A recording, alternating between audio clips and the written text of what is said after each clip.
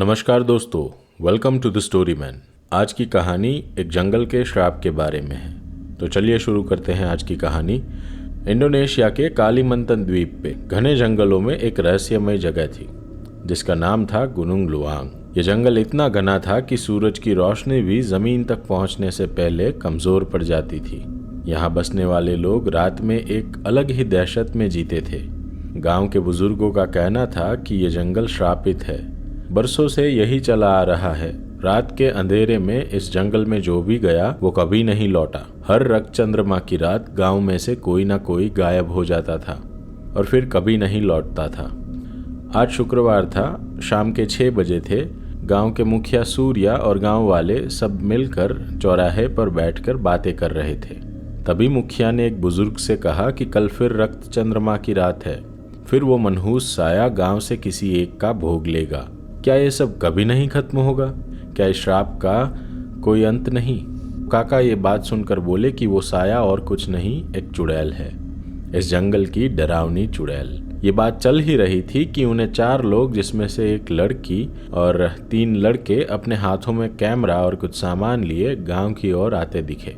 गांव वाले उन्हें आता देख बातें कर ही रहे थे कि वो लोग उनके पास पहुंचे और उनमें से एक लड़का आगे आया और मुखिया के हाथ में एक कवर देते हुए बोला कि मेरा नाम एरिक है, मैं एक खोजी पत्रकार हूँ, मैं रहस्यमय घटनाओं पर रिपोर्टिंग करता हूँ और ये मेरी टीम है। ये लियाना है जो कि मेरी फियांसे है, एक आर्कियोलॉजिस्ट है।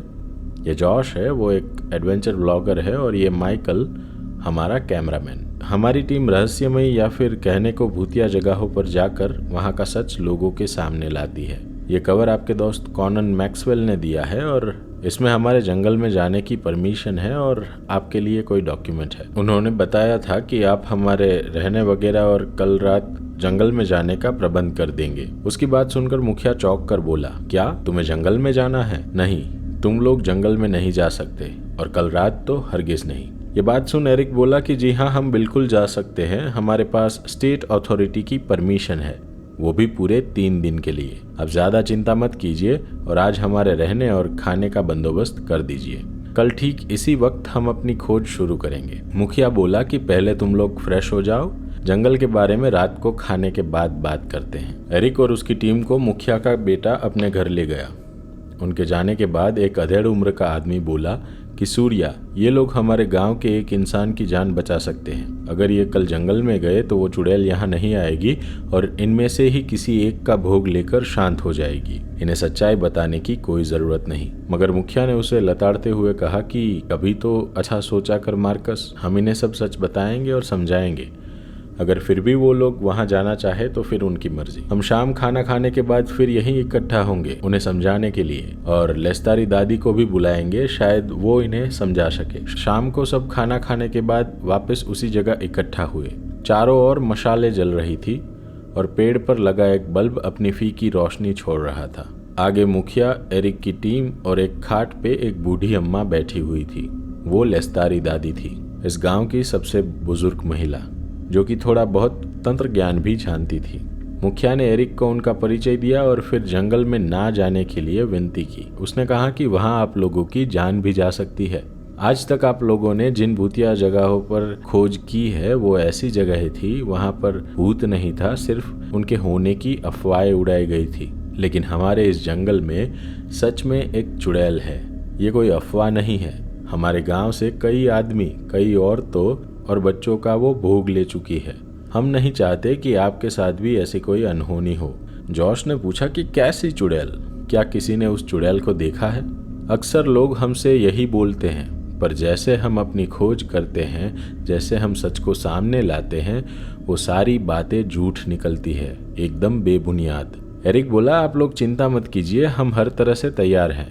अगर कोई चुड़ैल होगी भी तब भी हम उससे निपट लेंगे। ये सुन लेस्तारी दादी लड़खड़ाते हुए बोली कि कैसे निपट लोगे उससे? खून से सने सफेद कपड़ों में लिपटी हुई, लंबे काले बाल, छुरी जैसे नाखून और पीले सड़े हुए चेहरे पे वो लाल सुलगती आंखें। अरे उसके नजदीक आने की भनक तक नहीं लगती। मेरे पूरे परिवार को निगल गई है वो कुंती लानक। ये सब सुनकर लियाना डर गई और उसने एरिक के हाथ को पकड़ लिया। माइकल ये सारी बातें शांति से सुन रहा था। आखिर में वो मुखिया से पूछता है, क्या है ये कुंतिलानक? मुखिया विस्तार से बताता है कि ये एक महिला की आत्मा है जो गर्भावस्था के दौरान बच्चे को जन्म देते समय मर गई हो। फिर वो चुड़ैल बन जाती है और रात में गर्भवती महिलाओं और छोटे बच्चों की तलाश में भटकती है। लोग कहते हैं कि जब वो पास होती है तो पहले तेज हवा चलती है, फिर एक अजीब सी मीठी खुशबू आती है और अंत में एक ठंडी हंसी सुनाई देती है। रक्त चंद्रमा की रात एक ऐसी रात है जब इसकी शक्ति चरम सीमा पर होती है और कल वही रात है। एरिक ने मुखिया से कहा कि मुखिया जी देखिए, अगर ये सच में एक भूतिया जंगल है तो हमें इसका सबूत चाहिए और इसलिए हम वहां जाएंगे, फिर चाहे जो भी हो। ये सुन लस्तारी दादी बोली कि जा ही रहे हो तो ये याद रखना, कुंतिलानक की आत्मा उसकी जन्मस्थली से जुड़ी होती है। उसे हराने के लिए उसकी जड़ को जलाना होगा और उसके लिए उसका सामना करना होगा। दूसरे दिन रात 9 बजे वो लोग जंगल में जाने के लिए तैयार थे। आज रक्त चंद्रमा की रात थी। पूरा गांव सुमसाम पड़ा था। सब कुंतिलानक के डर से अपने घरों में बंद हो गए थे। बस ये 4 लोग चौराहे पे खड़े थे। लियाना ने धीरे से एरिक को बोला कि यार, मुझे अब भी लगता है कि ये अच्छा आइडिया नहीं है। जॉश बोला, अरे डरो मत, आओ तो सही, अगर हम खुशकिस्मत रहे तो फिर हम सच में एक चुड़ैल से मिलेंगे। चारों ऐसे हंसी मजाक करते हुए जंगल में अंदर बढ़ने लगे। लेकिन जैसे जैसे वो जंगल में आगे बढ़ रहे थे, जंगल का माहौल बदलने लगा था। धीरे धीरे करते वो 4 किलोमीटर जितना अंदर आ गए थे। अब आसपास का माहौल बदलता देख एरिक बोला, दोस्तों, तुम लोगों ने एक बदलाव नोटिस किया? जो पंछियों की आवाजें आ रही थी वो बंद हो गई और हवा में भी कुछ मीठी, कुछ सड़ी हुई सी गंध आने लगी है। ये सब सुन जॉश बोला कि अरे एरिक भाई, रात में कौन से पंछी बोलते हैं, और ये मीठी सड़ी गंध तो जंगल में सड़ते पत्तों से आती ही है। माइकल अपना कैमरा और लाइट ऑन करके हर तरफ का व्यू रिकॉर्ड कर रहा था। तभी उसने देखा कि पेड़ों की छाल पर गहरे नुकीले निशान हैं, जैसे कि किसी ने अपने नाखूनों से खुरच दिया हो। ये देख लियाना बोली कि ये सब क्या है? मैं तो अभी भी बोल रही हूँ कि चलो वापस चलते हैं। ये सब सुन एरिक बोला कि लियाना, हम ऐसी बहुत सी जगहों पर गए हैं, तुम्हें कभी डर नहीं लगा, तो इस बार तुम ऐसी बातें क्यों कर रही हो? प्लीज़ तुम डरना बंद करो और थोड़ा लॉजिकली सोचो। ये तो कोई भालू भी कर सकता है या कोई दूसरा जानवर, जैसे कि कोई भेड़िया। जैसे ही वो लोग आगे बढ़े, उन्हें एक छोटा सा तालाब दिखा और उसी तालाब के किनारे एक जर्जरित सा पुराना मकान। ये देख जॉश ने पूछा, अरे इस गहरे जंगल में मकान? ये थोड़ी अजीब बात है। एरिक भाई, चलो चलकर देखते हैं आखिर क्या है इस मकान में। वो लोग उस मकान के पास गए और उसके दरवाजे को धक्का लगाकर खोला। जैसे ही एरिक ने मकान के अंदर झांका, उसे दिखा कि अंदर एक टूटी चारपाई थी, जमीन पर कुछ गहरे लाल धब्बे थे और छत के बीच से किसी पेड़ की जड़ें नीचे तक आ रही थी। एरिक ने तुरंत ही माइकल को बुलाया और बोला कि ये सब चीज़ें रिकॉर्ड करो। जैसा हमने अंडमान में देखा था कि माफिया ग्रुप अपने विक्टिम्स को किडनैप करके जंगल में ले जाकर टॉर्चर करता था, सेम उसी तरह का अरेंजमेंट यहाँ पर भी है। और ये लोग यहाँ तक ना आए, इसलिए इस चुड़ैल का डर बैठाया हुआ है। आज शायद हम ये राज सुलझा ही देंगे।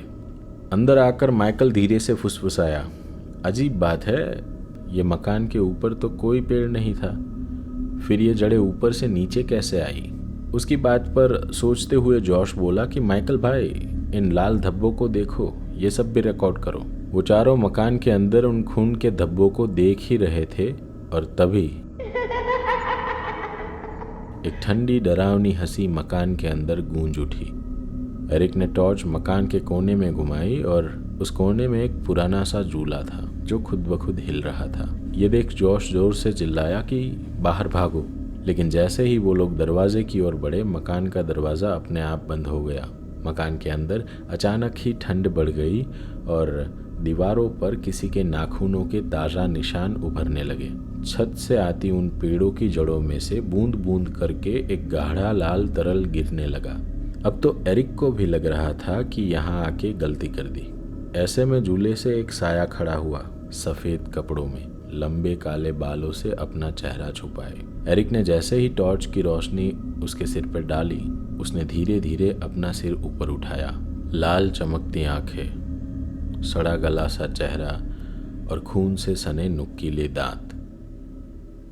वो औरत इन लोगों की तरफ उंगली करके बोली, तुम बच नहीं सकते। ऐसा बोलकर वो इन लोगों की तरफ आने लगी। ये देखकर इन चारों ने मकान का जर्जरित दरवाजा तोड़कर गांव की ओर भागना शुरू किया, लेकिन पेड़ों के ऊपर से छलांग लगाती हुई, हवा में तैरती हुई वो कुंती लानक उनका पीछा कर रही थी।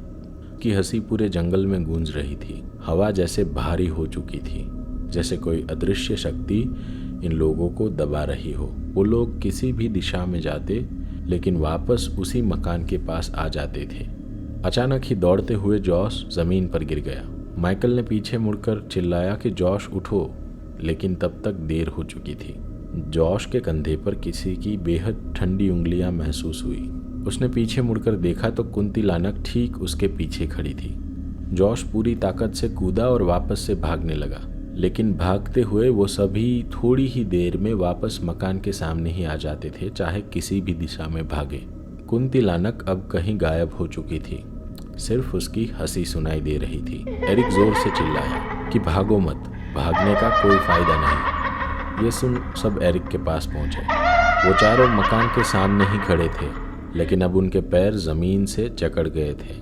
कोई भी अपने पैर नहीं हिला सकता था। आसमान के लाल चांद की परछाई तालाब में दिख रही थी। उस तालाब के बीच में से कुंती लानक धीरे धीरे हवा में ऊपर आने लगी और जोर से बोली कि आज रक्त चंद्रमा की रात है। आज मैं अपनी इस विधि में एक नहीं बल्कि 4 बलि दूंगी। और हवा में ही उसने अपने मंत्रों का जाप शुरू किया। इस बीच अचानक से माइकल को याद आया कि लेस्तारी दादी ने बताया था कि कुंती लानक की आत्मा उसकी जन्मस्थली से जुड़ी होती है। उसे हराने के लिए उसकी जड़ को जलाना होगा। उसने एरिक को ये बात बताई, लेकिन एरिक बोला कि पर उसकी जड़ कहाँ है? यहाँ तो सिर्फ ये एक मकान है और ये तालाब, हम जलाएं भी तो किसे? ये सुन जॉश और माइकल एक साथ बोले कि घर के अंदर वाली वो पेड़ की जड़ें, वही इसका जन्मस्थल है। अब ये लोग जानते तो थे कि कुंती लानक की जन्मस्थली किधर है, लेकिन उसे जलाने के लिए इनमें से कोई भी हिल नहीं सकता था। अब कुंती लानक ने अपना एक हाथ एरिक की ओर आगे बढ़ाया। एरिक उसकी तरफ खींचा चला गया। एरिक उसकी तरफ खींचा चला गया। कुंती लानक ने उसे गले से पकड़ा और हवा में ही ऊपर उठा दिया। बाकी तीनों को तो अब ऐसा ही लग रहा था कि अब शायद एरिक नहीं बचेगा। कुंती लानक जोर से कोई काला मंत्र पढ़ने लगी। तभी लियाना को याद आया कि उसके बैग में इमरजेंसी सिग्नल देने के लिए एक फ्लेयर गन है। उसने तुरंत ही अपने बैग से वो गन निकाली और मकान के अंदर उन जड़ों पर निशाना लगाया। दरवाजे से होता हुआ वो फ्लेयर उस जड़ से टकरा कर वहीं अटक गया, मगर फूटा नहीं। कुंती लानक हंसते हुए बोली, बेवकूफ लड़की, आज रक्त चंद्रमा की रात है, आज मुझे कोई नहीं रोक सकता। वो ये बोल ही रही थी कि वो फ्लेयर फटा और पेड़ की जड़ें जलने लगी। एरिक के गले से कुंती लानक की पकड़ भी छूट गई। मकान की वो जड़ें जोर जोर से जलने लगी। देखते ही देखते पूरा मकान जलने लगा और कुंती लानक चीखती चिल्लाती हुई धुएं में मिलने लगी। वो चारों वहीं बेहोश होकर गिर गए। अगली सुबह चारों गांव लौट आए। गांव वालों और मुखिया को उन्होंने बताया कि हमने उस चुड़ैल को हरा दिया। गांव वाले उन्हें देखकर बहुत खुश थे और इससे भी ज्यादा खुशी उनको उस श्राप के टूटने की थी। सबने मिलकर उनके घाव पर मरहम पट्टी की और उन्हें खाना खिलाया। अब सभी दोपहर का खाना खत्म करे आराम से बैठे बातें कर रहे थे, लेकिन एरिक ने देखा कि लियाना चुप थी। एरिक ने उससे पूछा भी कि क्या हुआ है लियाना, तुम ऐसी गुमसुम क्यों हो? लियाना ने धीरे से एरिक को बोला कि तुमने सुना नहीं, मरने से पहले भी वो हंस रही थी। इतना बोलकर लियाना फिर से चुप हो गई। एरिक अपने चेस्ट कैम की रिकॉर्डिंग देख ही रहा था जब उसने आखिरी वीडियो प्ले किया। उसमें पूरा मकान जल रहा था, लेकिन स्क्रीन के कोने में एक परछाई खड़ी थी और एक आवाज सुनाई दी।